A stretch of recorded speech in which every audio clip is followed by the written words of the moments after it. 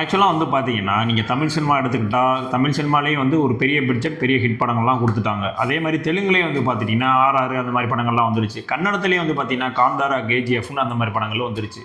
மலையாளத்தில பார்த்தீங்கன்னா, லோ பட்ஜெட்லேயே பெரிய பெரிய ஹிட் குடுக்குற ஆட்களும் அங்க இருக்காங்க. ஆனா, இன்றளவும் பார்த்தீங்கன்னா, பாலிவுட்னால தொடர்ந்து ஒரு 4 வருஷமா ஒரு பெரிய ஹிட் படம் குடுக்கவே இல்ல. ஏன்? அதுக்கு பின்னாடி இருக்க காரணங்கள்லாம் என்ன? அப்படின்றத தான் வந்து இந்த வீடியோல வந்து பார்க்க போறோம். முதலாவது காரணம் ஏன் பாலிவுட் ஃபீல்டுனால வந்து இன்னுமே ஒரு நல்ல ஒரு படங்கள வந்து குடுக்க முடியல அப்படின்னா, அவங்க வந்து இன்னுமே வந்து பார்த்தீங்கன்னா, பழைய 90ஸ் டெம்ப்ளேட்ல தான் இருக்காங்க. அதே மாரியான ஒரு சில ரொமான்டிக் சீன்ஸு, ஒரு கவர்ச்சி, ஒரு வில்லனுடைய மாஸ் சீன்ஸு, அந்த மாரி ஹீரோ அந்த மாரியான விஷயங்கள்லயே தான் இருக்காங்களே ஒழிய, இன்னும் இந்த காலத்து ஆடியன்ஸுக்கு ஏத்த மாரியான ஒரு ஸ்க்ரீன் பிளே எழுதுறாங்களா அப்படின்னு கேட்டா, கதை எழுதுறாங்களான்னு பார்த்தா, டோட்டலாவே வந்து கிடையாது. அவங்க இன்னமும் நம்மளுடைய ஆடியன்ஸ் வந்து பழைய ஜானர்ல தான் இருக்காங்க. அதே மைண்ட் செட்ல தான் இருக்காங்க அப்படின்ற மாரி இவங்க நெனச்சிட்டு இருக்காங்க.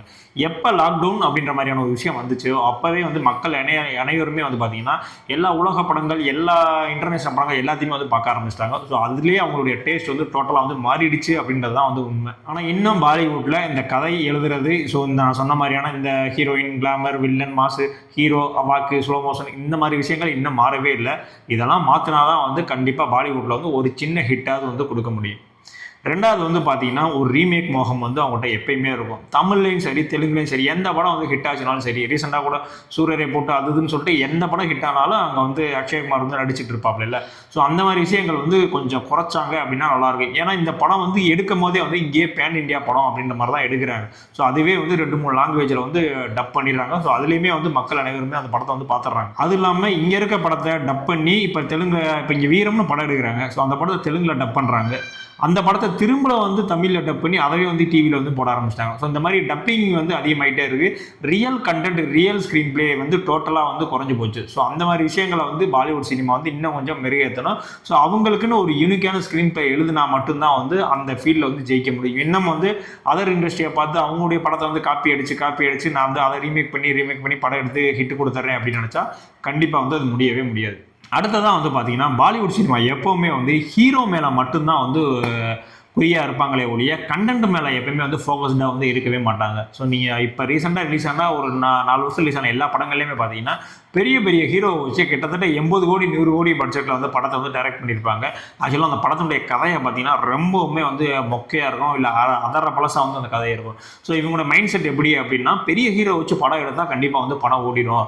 நம்ம வந்து காசு பார்த்துடலாம் அப்படின்ற மைண்ட் செட்ல தான் இருக்காங்க. நீங்க காசு பார்த்துருவீங்க. ஆனா படம் பார்க்க வர்ற ஆடியன்ஸ்க்கு வந்து அந்த படம் வந்து ஃபுல்ஃபில்லா இருக்கணும். நான் ஒரு நல்ல படம் பார்த்தேன்ற மாதிரியான மைண்ட் செட் வரணும்ல.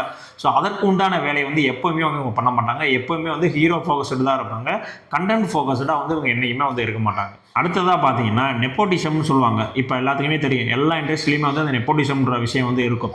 ஸோ இப்ப தனுஷா இருந்தா வந்து அவர் வந்து அனிருத்துக்கு வந்து ஒரு வாய்ப்பு கொடுத்து அவர் வந்து தூக்கிட்டு வருது. சிவகார்த்திகேயனா இருந்தா அவங்க கீழ இந்த கனா படம் மாதிரி அவர் ப்ரொடியூஸ் பண்ணி அப்படியே ஒரு ரோல் பண்ணி ஸோ அடுத்த தலைமுறைகளை வந்து ஊக்குவிச்சு அவங்களும் வந்து சினிமாவில் வந்து ஒரு பெரிய ஆளை கொண்டு வரணும் அப்படின்ற மாதிரி மைண்ட் செட் வந்து மேக்ஸிமம் 80% ஆஃப் பாலிவுட் ஆக்ட்ரஸ் வந்து இருக்கவே இருக்காது. ஸோ அந்த கான் ஃபேமிலி அது எல்லாமே இருக்காங்க. எல்லாமே வந்து அவங்க நடிக்கணும், அவங்க பெரிய ஆள் அந்த மாதிரியான மைண்ட் செட்டில் தான் இருப்பாங்களே ஒழிய, ஸோ கீழேருந்து ஒரு வளர்ந்து வர்ற ஒரு நடிகரை வந்து ஊக்குவிச்சு அவரை வந்து பெரிய லெவலில் கொண்டு வருவாங்களா அப்படின்னு பார்த்தா கண்டிப்பாக வந்து அவங்கள வந்து கொண்டு வரவே மாட்டாங்க. ஆனால் இந்த மாதிரி பிரச்சனைகள் வந்து மலையாள இண்டஸ்ட்ரி, தெலுங்கு இண்டஸ்ட்ரி, நம்ம கன்னடா, தமிழ் இண்டஸ்ட்ரிலாம் பார்த்தீங்கன்னா அந்த மாதிரி இருக்க வாய்ப்பே இல்லை. ஸோ முடிஞ்ச அளவுக்கு அவங்களால முடிஞ்ச ஒரு 2, 3 பேருக்காவது உதவி செய்வாங்க. ஒரு படத்தை வந்து ப்ரொடியூஸ் பண்ணுவாங்க. இல்லை நான் வந்து கெஸ்ட் ரோல் பண்ணுறேன் அந்த மாதிரி பண்ணுவாங்க. ஸோ இந்த மாதிரி எந்த விஷயமே வந்து பாலிவுட்டில் வந்து நடக்கவே நடக்காது. இதனால தான் வந்து அந்த பாலிவுட் மொத்த இண்டஸ்ட்ரியுமே வந்து இந்த மாதிரி கிடக்கு. அடுத்ததான் வந்து பார்த்தீங்கன்னா, பாலிவுட்ல ஒரு ஃபியர் ஒன்று இருக்குது. என்னடா பாலிவுட்ல ஃபியர் இருக்குது அப்படின்னா, ஆமாம். என்னதான் வந்து சின்ன பட்ஜெட்டில் ஒரு நல்ல கண்டென்ட்டாக படம் எடுத்தாலும், இந்த படத்தை தேட்டரில் போட்டால் இது ஓடுமா? பெரிய ஹீரோ போட்டால் ஓடும். இவனெல்லாம் வச்சு படம் எடுத்துருவே படம் ஓடுமா? அப்படின்ற மாதிரியான ஒரு பயம் வந்து பாலிவுட் ஆக்டர்களுக்கு இருக்குது. அந்த டைரக்டர்ஸ்களுமே இருக்குது.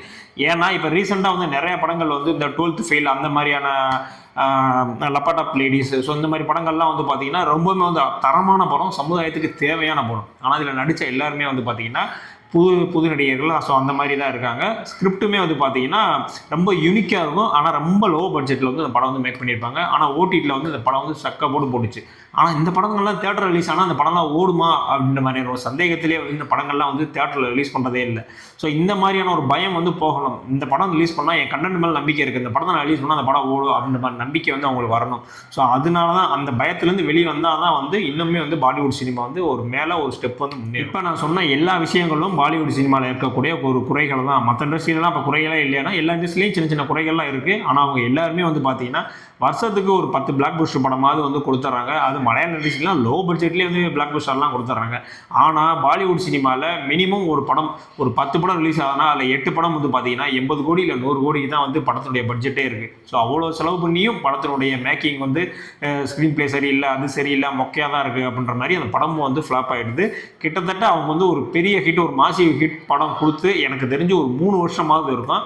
ஸோ அந்த அளவுக்கு வந்து பாலிவுட் சினிமா வந்து இப்போ லோவில் இருக்குது. நான் சொன்ன இந்த மாதிரி விஷயங்கள்லாம் வந்து அவங்கள்ட்ட இருக்குது. ஸோ இதெல்லாம் வந்து சேஞ்ச் பண்ணாங்க அப்படின்னா கண்டிப்பாக வந்து அவங்க இண்டஸ்ட்ரியிலே வந்து ஒரு நல்ல ஹிட் படம் வர்றதுக்கான வாய்ப்பு வந்து அதிகமாக இருக்குது. ஸோ இப்போ நான் சொன்ன எல்லா விஷயமே வந்து நான் அப்சர்வ் பண்ண என்னுடைய ஒரு ஓனில் தான் வந்து நான் சொல்கிறேன். ஸோ உங்களுக்கு வந்து நிறையா தோணலாம், இல்லைடா நீ சொல்கிறது தப்புன்னு கூட இல்லைனா, இது எதாக இருந்தாலும் கண்டிப்பாக வந்து கமெண்ட்ஸில் சொல்லுங்கள்.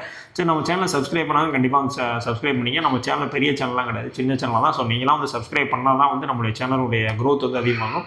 ஸோ இதே மாதிரியான அடுத்த ஒரு வீடியோ வந்து உங்களை சந்திக்கிறேன். பை.